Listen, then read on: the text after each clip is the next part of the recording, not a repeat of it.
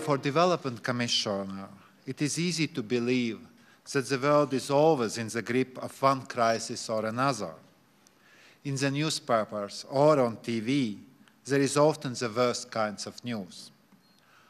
I can understand that people sometimes think there is only bad news, and I believe worse still that basically we can't do anything about it. In a relatively short period of time, Poland has managed to transform both its political and economical system.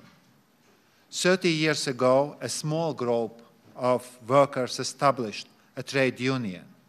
Within a year, its membership grew to include 80% of the country's workforce. Solidarność went on to become a major political force and major word in the history of the world. Solidarity's influence led to the spread of similar ideals and movements throughout the countries. And the success of Solidarity's candidates in the 1989 elections helped spark a succession of events which ultimately led to the enlargement of the European Union. In Poland, the word solidarity is to this day associated with a brave social movement, as also in the whole of Europe. But it also has a wider meaning, uniting together in a common cause to help also others in need. It has taken its place alongside the great men and women of Poland's recent past. And we cannot mention great men of Poland without also mentioning Richard Kapuscinski himself. Well, I learned him just recently, but I really admire him as a brilliant journalist, writer, and storyteller.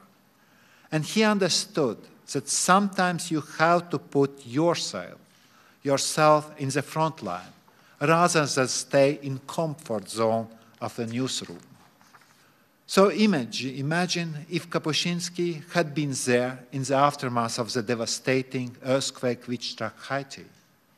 Imagine the tales of destruction and destitution told through his words.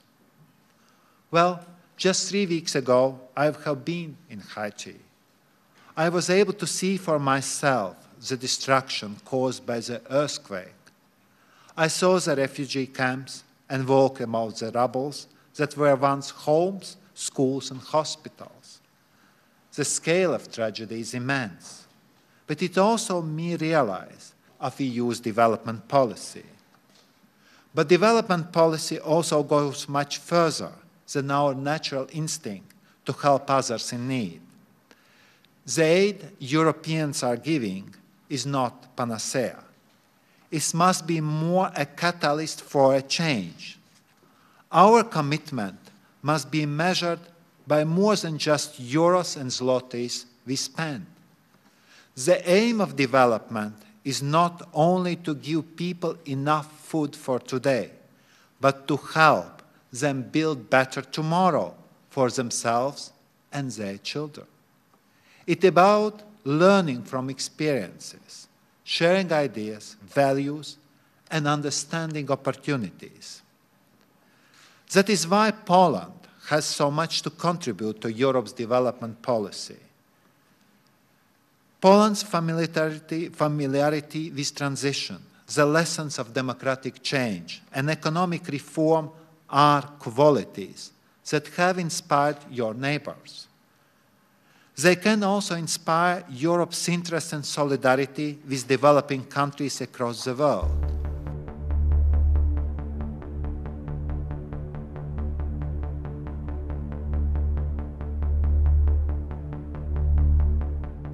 Poppies in Afghanistan, unfortunately becoming heroin in our capitals, or pollution from Indian industries melting the ice caps in the Arctic. We cannot shield ourselves from such challenges beyond our borders. Many of these have their roots in poverty and underdevelopment. Our development policy must be about the long-term response to the threats, because we cannot tackle poverty without taking account of global challenges, such as climate change, security, migration, or trade.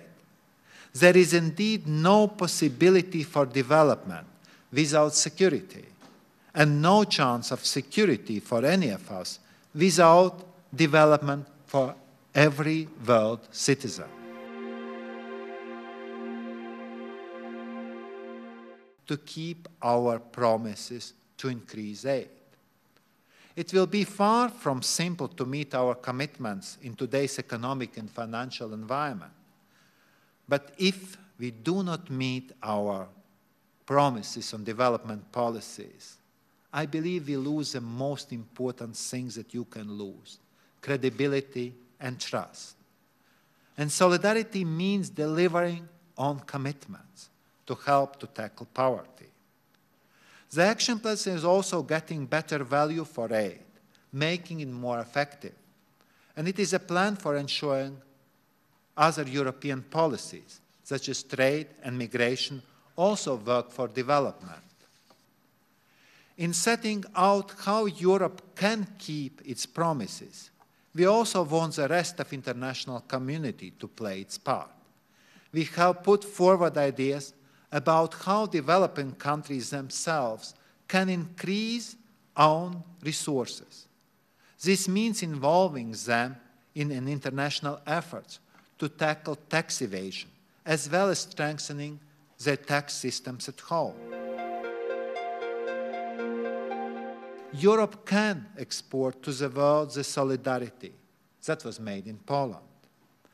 As we look ahead to next year, Poland will play a key role in the European Union. The presidency in the second half of 2011 will be a chance to raise the profile of development. Raising public awareness of development in Poland is definitely also one of the priorities, as in other member countries.